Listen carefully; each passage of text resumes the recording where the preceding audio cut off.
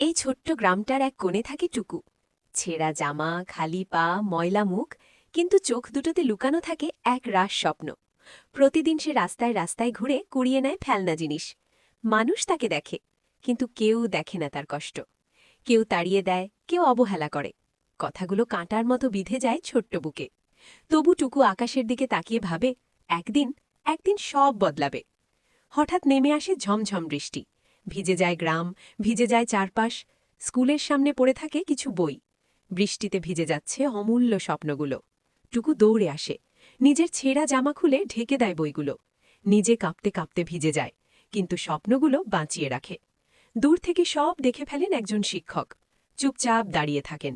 চোখ ভরে যায় তার। পরদিন টুকুর হাতে আসে নতুন জামা, নতুন বই আর জীবনের নতুন একটা সুযোগ।